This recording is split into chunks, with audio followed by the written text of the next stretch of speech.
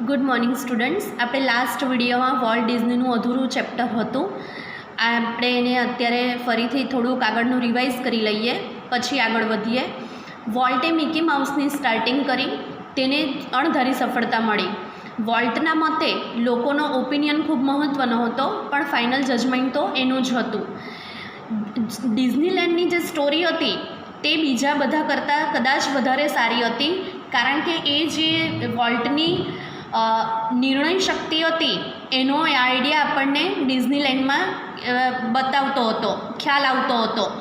ઘણા વર્ષોથી વોલ્ટે એક અમ્યુઝમેન્ટ પાર્કના સપનાને પોષ્યું હતું, એટલે કે જોયું હતું, અને એ જે પોતે એનું જે ફળદ્રુપ ઇમેજિનેશન હતું, ફર્ટાઇલ ઇમેજિનેશન હતું, એનું એ મહાકુંભ હતો. એટલે કે પોતે જે આઈડિયા વિચારતો, સૌથી બેસ્ટ આઈડિયા એણે ડિઝનીલેન્ડમાં નાખ્યા હતા. અને એના આ અમ્યુઝમેન્ટ પાર્કમાં લાખો ડોલરો પણ ડૂબી ગયા હતા. એટલે એટલું બધું હસીપાત્ર હતું કે એ કોઈની સામે એનો ઉલ્લેખ કરી શક્યો નહીં, પણ ફક્ત એણે પછી પ્લાનિંગ કરવાનું શરૂ કરી દીધું. ત્યાં આપણે અટકેલા. હવે આગળ જોઈએ. As usual, though he infused all of us with his own enthusiasm when he finally told us about the project. As usual એટલે કે હંમેશની જેમ. ઇન્ફ્યુઝડ એટલે કે પ્રેરણા આપવી. એન્થુઝિયાઝમ એટલે કે ઉત્સાહ દાખવવો. ફાઇનલી એટલે અંતે, ને ટોલ્ડ એટલે કહેવું.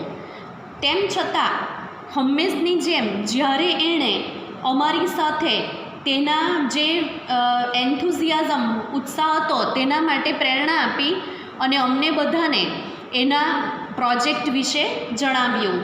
એટલે કે એવું કહે છે કે અંતે એ જે વિચારતો હતો પ્રોજેક્ટ ડિઝનીલેન્ડનો, અમ્યુઝમેન્ટ પાર્કનો, તે અમને જણાવ્યું, એટલે અમે તેના ઉત્સાહના ભાગીદાર બની ગયા. સમવન આસ્ક્ડ, કોઈકે પૂછ્યું, volt, how should the Disneyland look? Volt, Disneyland કેવું હોવું જોઈએ, કેવું દેખાવું જોઈએ? ક્વિક કેમ ધ રિપ્લાય. ક્વિક એટલે જલ્દીથી, ઝડપથી. તેણે જલ્દીથી જવાબ આપ્યો, it should look like nothing else on this અર્થ. આ પૃથ્વી ઉપર અન્ય બીજું એના કરતાં ન સારું હોય એવું દેખાવું જોઈએ. એટલે કે આ સમગ્ર પૃથ્વી ઉપર એના કરતાં બીજું કોઈ ચડિયાતું ન હોય, એટલે કે ડિઝનીલેન્ડ બેસ્ટ હોય એવું હોવું જોઈએ. પ્રિડિક્ટેબલી વી હેડ ટ્રબલ રેઝિંગ મની. પ્રિડિક્ટેબલી એટલે પૂર્વધારણા કરતાં, પૂર્વધારણા કરવી, પહેલાં વિચારી લેવું. ટ્રબલ એટલે કે મુશ્કેલી પડવી. રેઝ એટલે ઊભું કરવું, એકઠું કરવું. અને મની એટલે પૈસા, ભંડોળ.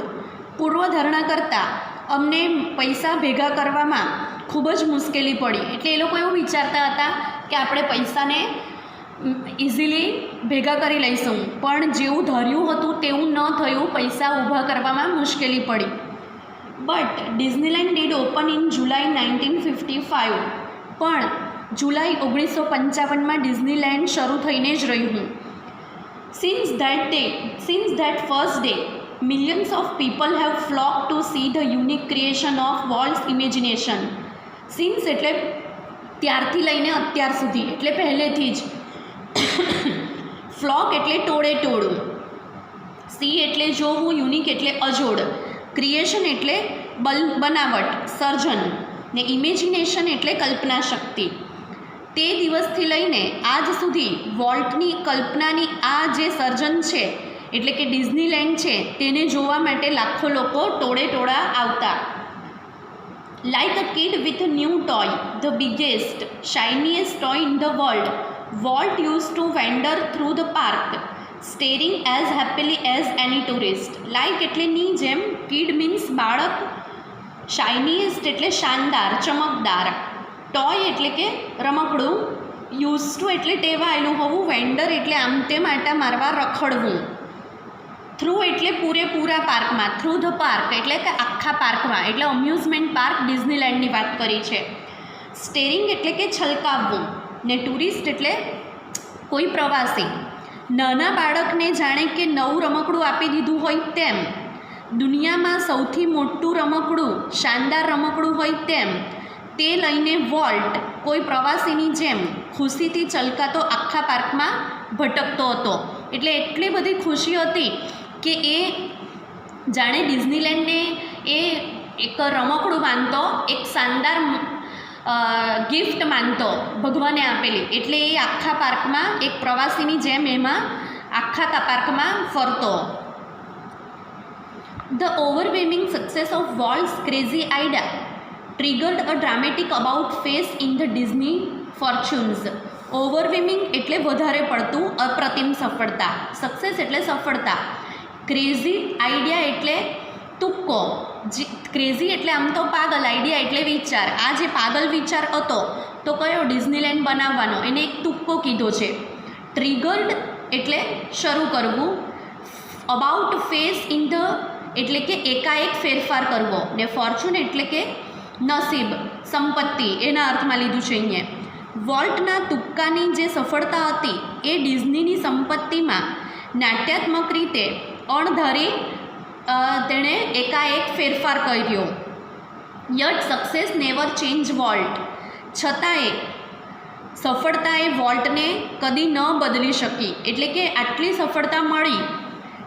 આગળના વાક્યને સમજાવું તો એવું કહેવાય છે કે જે વોલ્ટની આ અણધારી સફળતા હતી તે તેના નસીબને બદલી કાઢ્યું. એટલે કે અત્યાર સુધી એને જે નિષ્ફળતા મળેલી હતી કાર્ટૂન સિરીઝમાં, કેટલાક ડિસ્ટ્રીબ્યુટરોએ એને દગો દીધેલો. પછી આ જે ડિઝનીલેન્ડ ઓપન કર્યું અને એને જે અણધારી સફળતા મળી એનાથી એના એકદમ જ નસીબ બદલાઈ ગયું. છતાં વોલ્ટને એ જે સક્સેસ છે તે જેવો છે તેવો જ રાખ્યો. એટલે કેટલીક વખત એવું થાય કે જો બહુ સફળતા મળી જાય તો માણસ છકી જાય, પણ વોલ્ટ સાથે એવું થતું નથી. He remain the simplest of main.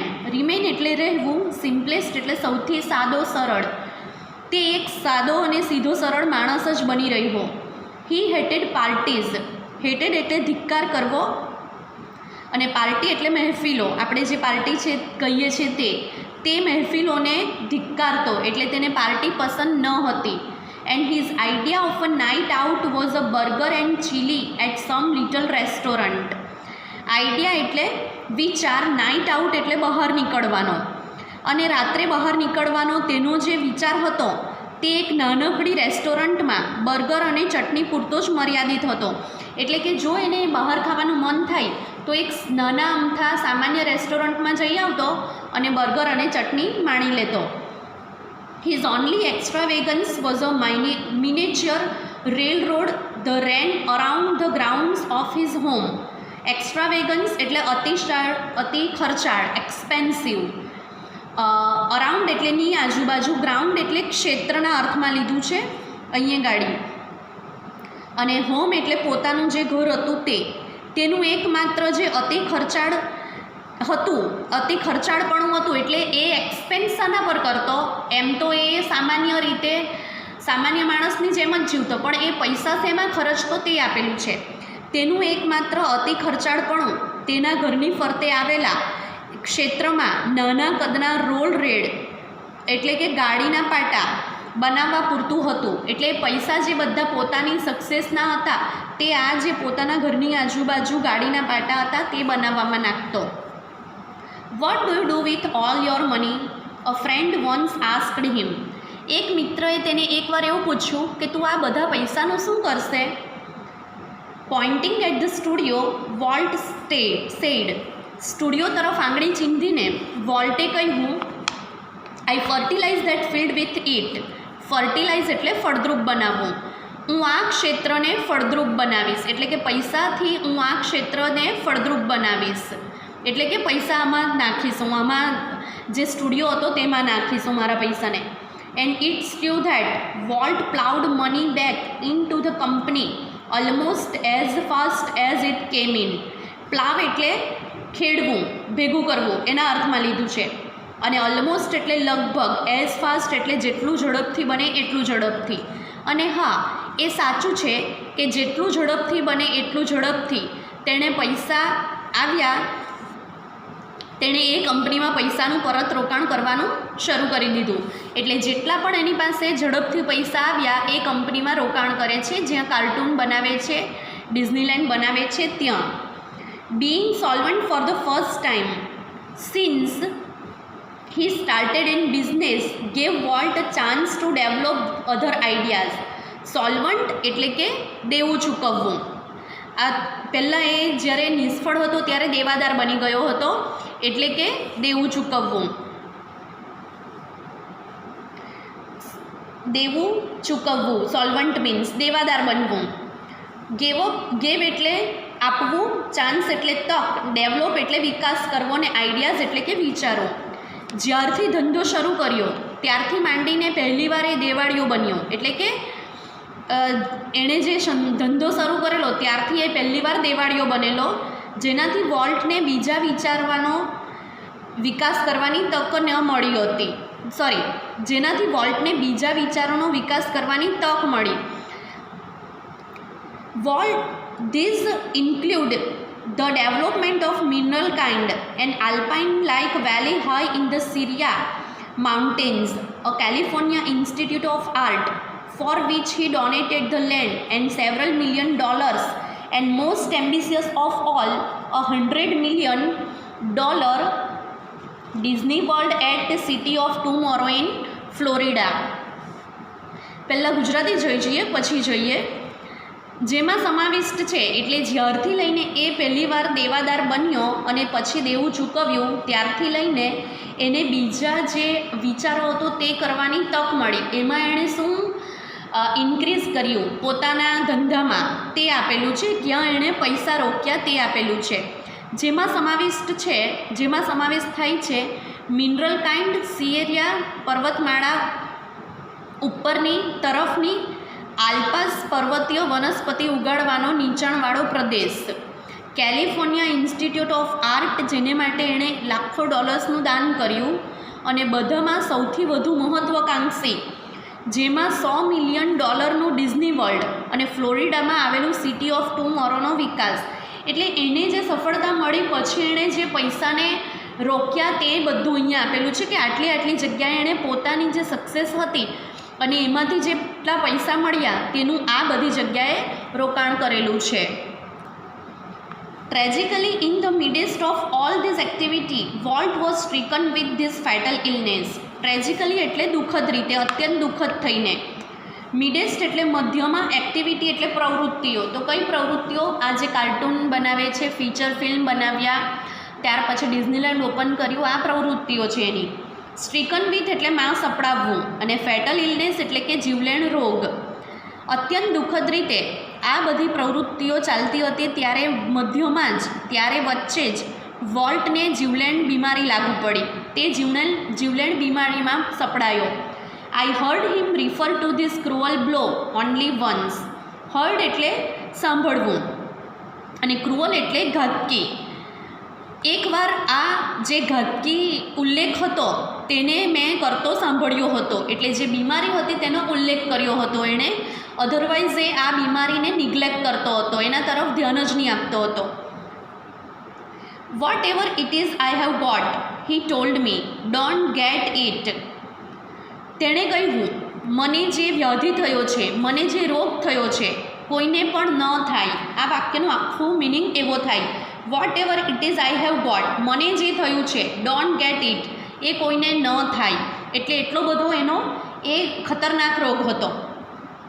I visited him in the hospital the night before he died. આ એટલે રોય ડિઝની કહે છે કે એ જે રાત્રે મૃત્યુ પામ્યો તેની આગલી રાત્રે હું તેને હોસ્પિટલમાં મળવા ગયો હતો. Although disapparently ill, he was as full of plans for the future as he had been all his life. Although એટલે છતાં, disapparently એટલે ભયંકર રીતે, ill એટલે માંદો હોવો, full of plans એટલે આયોજનથી ભરપૂર. ભયંકર માંદો હોવા છતાં તેના સમગ્ર જીવન દરમિયાન તે જેમ આયોજનથી ભરપૂર રહ્યો હતો તેમજ તેનું મન ભવિષ્યની યોજનાઓના આયોજન જ કરતું હતું. એટલે પહેલેથી જે આયોજન કરતો હતો તે હજુ એ માંદો હોવા છતાં પણ આગળ શું કરવું તે વિચારતો હતો. Walt use to say that Disneyland would never be finished and it never will. Walt એવું કહેતો કે ડિઝનીલેન્ડ ખતમ થવા સર્જાયું જ નથી અને તેનો અંત પણ આવવો ન જોઈએ. આઈ લાઇક થિંક ટુ, મને પણ એવું વિચારવાનું ગમે, એટલે હું પણ એવું જ વિચારું. રોય ડિઝની એવું કહે છે that Walt's Disney's influence will never be finished, કે વોલ્ટના ડિઝનીનો પ્રભાવ ક્યારેય અંત નહીં પામે.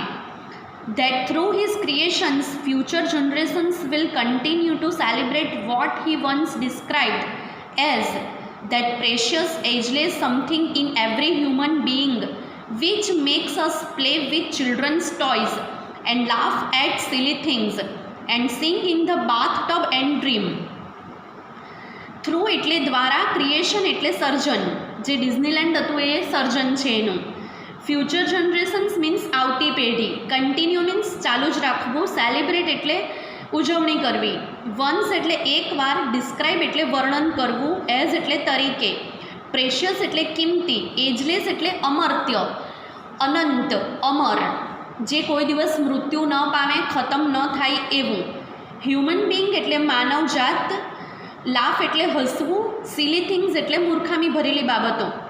સિંગ એટલે ગાવું. બાથ ટબ એટલે બાથ નહાવા માટેનું ટબ. હવે આ વાક્યને સમજવાનો પ્રયત્ન કરીએ. આગળથી લઈએ એટલે વધારે ખ્યાલ આવે. રોય ડિઝની એવું કહે છે કે હું પણ એમ જ વિચારું છું કે વોલ્ટના ડિઝનીનો પ્રભાવ ક્યારે અંત નહીં થાય. એટલે કે ડિઝનીલેન્ડ કન્ટિન્યુ જ રહેશે એના ગયા પછી પણ. અને તેના સર્જન દ્વારા એણે એકવાર વર્ણવ્યું હતું તેમ.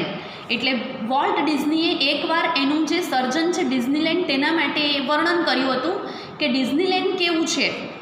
દરેક માનવમાં એક મૂલ્યવાન, અમર કશુંક એવું રહેલું છે કે જે આપણને બાળકના રમકડા રમવા, સિલી બાબતો, મૂર્ખામી ભરેલી બાબતો તરફ હસવા તેમજ બાથ ટબ કે સપનામાં ગાવા તરફ દોરી જાય છે. આગામી પેઢીઓ, આવતી જે પેઢીઓ છે એને કન્ટિન્યુ એટલે કે એનું હંમેશા ગાન કરતી જ રહેશે, એના ગીત હંમેશા ગાતી જ રહેશે. મીન્સ કે આ વાક્ય દ્વારા એવું કહેવા માંગે છે કે આ એક એવું અમર ડિઝનીલેન્ડ મેં બનાવ્યું છે કે મારા ગયા પછી પણ પેઢીઓ દર પેઢીઓ સુધી લોકો જાણે કે એને ગુણગાન ગાતા જ રહેશે. તો મિત્રો જોયું આપણે વોલ્ટની, મિકી માઉસની અને ડિઝનીલેન્ડની સફર. એટલે કે એણે જે હોર્સથી માંડીને પહેલાં એનું જે સ્કેચ દોર્યું હતું, નેબર્સ હોર્સ, ઘોડાથી માંડીને ડિઝનીલેન્ડની જે સફર જોઈ તે એણે કેટલી બધી નિષ્ફળતાઓ મેળવી છતાં આગળ ને આગળ એ પ્રયત્ન કરતો જ રહ્યો. અને દુનિયામાં આજે પણ ડિઝનીલેન્ડ ખૂબ જ જાણીતું છે. તો નેક્સ્ટ વિડીયોમાં આપણે નેક્સ્ટ ચેપ્ટર જોઈશું. Thank you.